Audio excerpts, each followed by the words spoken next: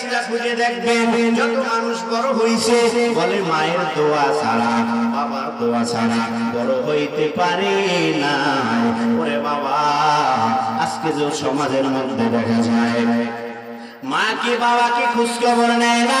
সুন্দর এক রমণীরে বিয়ে করেছে, বিয়ে কইরা মায়ের খোঁজটাও নিতে পারতেছে না।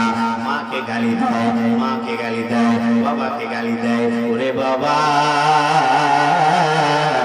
তোর মা কত কষ্ট করেছে জানো? তোর মায়ের ইতিহাস জানো? বলে তুই যখন মায়ের গর্ভে ছিলিস, তোর মা তোকে 10 মাস 10 দিন গর্ভে ধারণ করেছে। তোকে 10 মাস 10 দিন ধারণ করলা। যখন মায়ের পেটে মাঝে মাঝে ব্যথা উঠে যেত, মা চিৎকার করত আর কাঁদতো। তুই গভীর রাতে তুই তোর মায়ের গর্ভের মধ্যে ছিলিস, মায়ের গর্ভে যখন ছিলিস, গভীর রাতে তোর মায়ের পেটের মধ্যে লাথি মেরে দিয়েছো, লাথি মেরে দিয়েছে। তোর মা ঘর থেকে বাইরে হয়ে, তোর মা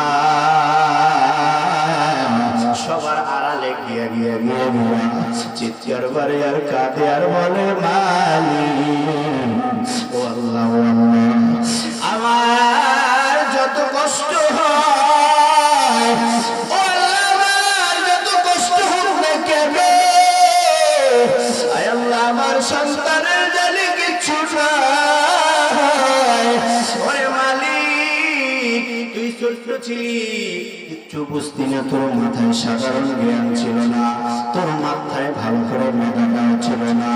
সবাই ঘরের মধ্যে সবাই খানা খাইতে বসছে, তুই ছোট্ট মানুষ, পিচ্ছি মানুষ, কিচ্ছু দুনিয়ার খেয়াল নাই। তোর ভাই, তোর বোন সবাই খানা খাইতে বসলো, সবাই খানা খায়, সবাই খানা খাওয়া সবাই বসে প্লেটের সামনে নিয়ে হঠাৎ করে পাশে বসে 2 পায়খানা করে দিয়েছে। তুই ছোট্ট মানুষ, বুঝো না, তোর মা তোকে কোলে জড়ায় নিয়েছে, তোর বাবা চিৎকার বাইরে কইছি খানার প্লেট সরাই দিয়েছে, তোর বোন খানার প্লেটটা সরাই দিয়েছে, তোর সবাই তোর খানার প্লেট সরাই সিসি কইরা চলে যায়। আর তোর মা তোরে ফালায় না যায়, তোর মা তোরে ধোয়া মুছায়া চুমু খায় বলে বাবা, ওরে বাবা, এই ডান গালে চুমু খায়, বাম গালে চুমু খায়। ও বাবা, আমি বলতে চাইতেছি, মাঝে মাঝে যাদের মা নাই বাবা নাই, যাদের মা নাই বাবা নাই, এদের কাছে মাঝে মাঝে জিজ্ঞেস করো, যাদের মা নাই বাবা, তোর তো মা নাই বাবা নাই, তোর দেখে মন দেখবে ওই সন্তান চোখের পানি ছেড়ে যাবে। এজন্য বলি বাবা, তোমার যখন মা থাকবে না, তোমার যখন বাবা থাকবে না, তখন বুঝবা মা হারানো আর বাবা হারানোর কথাটা, এখন বুঝবা না। ওরে বাবা, একটা ঘটনা কারো ভোজনে শোনা যায়, সময় অল্প আছে, অল্প সময় শোনা যায়। মনোযোগটা সবাই আমার দিকে লাগায় দেন।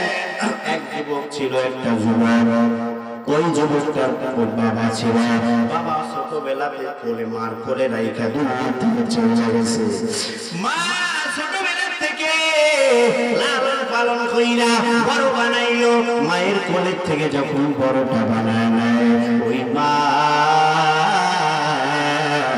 ছোটবেলাতে একটা ছোট্ট সন্তানটা ঘরের ভিতরে ঘুম লাগায়া যখন মা বাহিরে চলে গেল, ওই ছোট্ট বাচ্চাটা ওই চোখের থেকে, ওই খাট থেকে নিচে পড়ে যায়। যখন নিচে পড়ে গেল, ওই সন্তানটার একটা চোখ বন্ধ হয়ে যায়, ওই সন্তানটা একটা চোখ বন্ধ হয়ে যায়। নাবালেক শিশু কিচ্ছু বুঝে না, চিৎকার মারে মারে আর কাঁদে। মা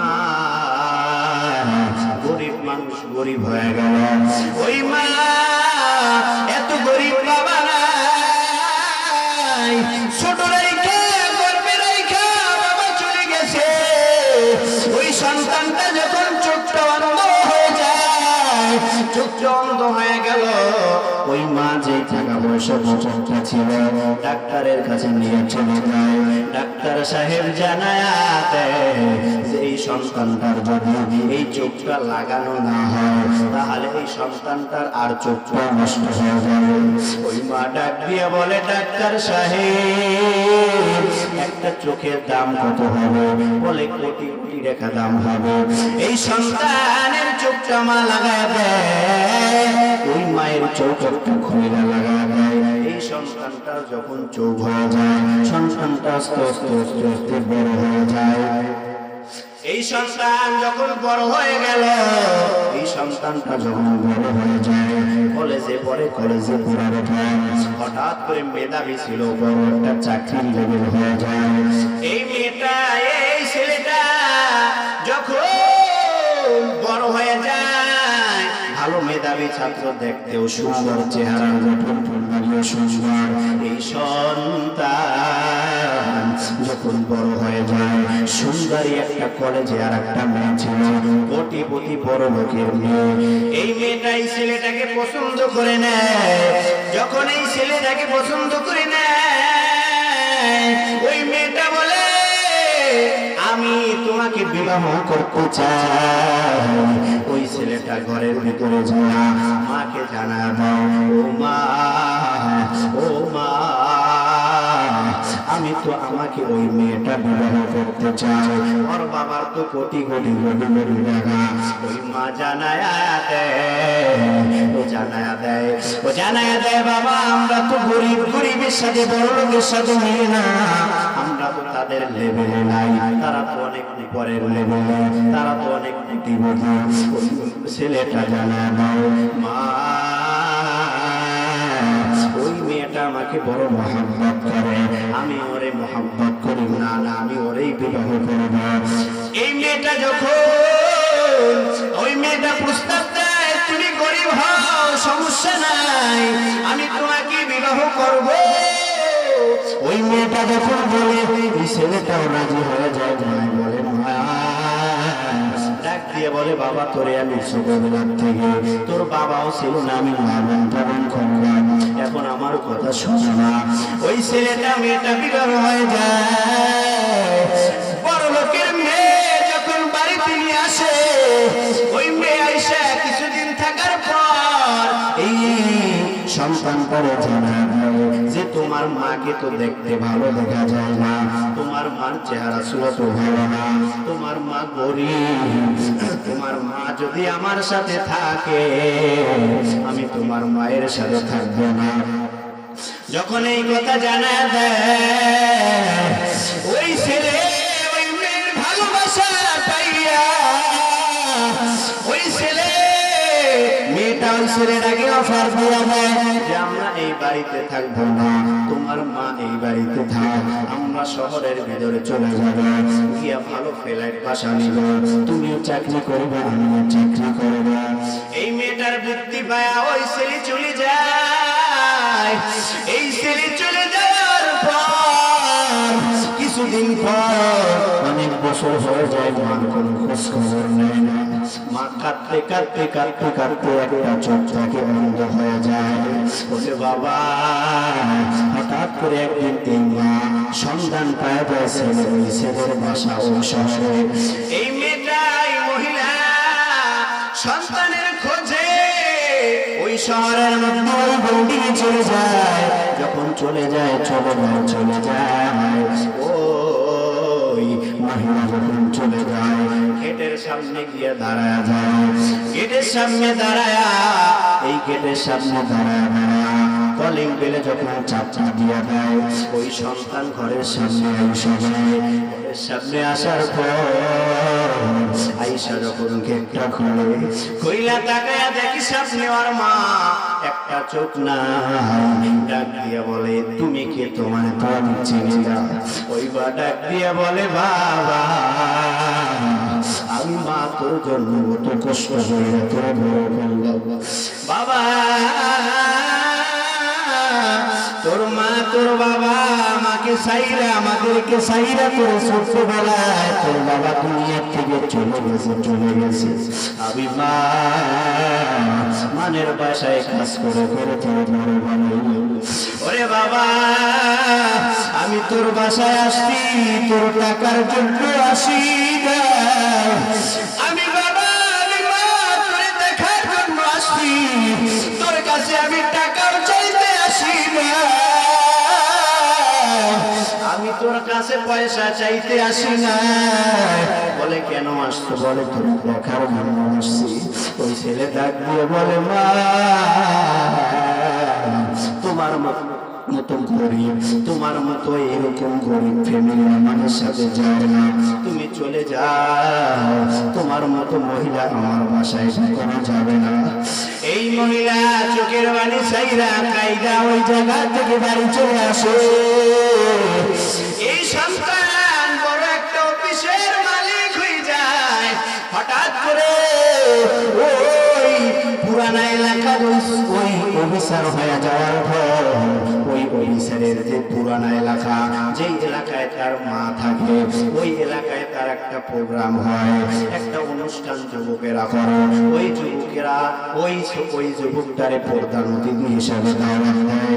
যখন দাওয়াত দেয়, মায়ের এলাকায় আসার পর প্রোগ্রাম করার পর চিন্তা করে আমার মা তো এই এলাকায় থাকে, আমি আজকে একটু যাই, আমার মায়ের এলাকায় যেহেতু আসছি আমি একটু যাই আমাকে একটু দেখে আসি।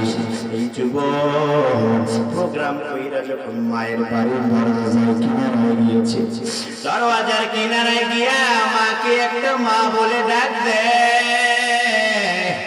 ডাক দিয়া বলে মা, মা সাড়া দেয় না। দ্বিতীয়বার ডাক দেয়, মা সাড়া দেয় না। তৃতীয়বার ডাক দেয়, মা সাড়া দেয় না। এরকম ডাক দেয়, সাড়া দেয় না। হঠাৎ করে দেখে ঘরের ভিতর থেকে নতুন একটা মহিলা এসে দরজাটা খুলে দেয়। দরজাটা নতুন একটা মহিলা এসে খুলে দেয়। ও খুলে দেওয়ার পর ওই মহিলা জিজ্ঞেস করে তুমি কে? ওই সাহেব যারা ডাক দিয়ে বলে আমি তো এই বাড়ির সাহেব, আমার মায়ের কই? ওই মহিলা জানা দেয়। মহিলা এই কথা শুনলা, চোখের পানি ছাইরা ছাইরা ছাইরা ছাইরা কাঁদে। সাহেব জিজ্ঞেস করে কাঁদো কেন? বলে আমি কাঁদি কেন জানেন? আপনার মা আরো এক সপ্তাহ আগে কাঁদতে কাঁদতে কাঁদতে কাঁদতে দুনিয়া থেকে চলে গেছে। ওই সাহেব মনে মনে চিন্তাতে হয়তো বাঁচছি। ওই সাহেব ডাক দিয়ে বলে, ওই মহিলা সাহেবকে ডাক দিয়ে বলে, ও সাহেব, আপনার মা মৃত্যুর আগে আমার কাছে একটা চিঠি দিয়ে গেছে। চিঠিটা আপনাকে দিতে বলছে। যদি আমার ছেলেটা কোনোদিন আমার বাড়ির সামনে আসে, তাহলে আমার ছেলেটাকে এই চিঠিটা একটু দিয়ে বলে কই চিঠিটা আমার কাছে দাও। যখন চিঠিটা হাতের ভিতরে নিয়ে সাহেব চিঠিটা পড়া শুরু করছে। সাহেব চিঠি পড়ে আর চোখের পানি ছেড়ে কাঁদে।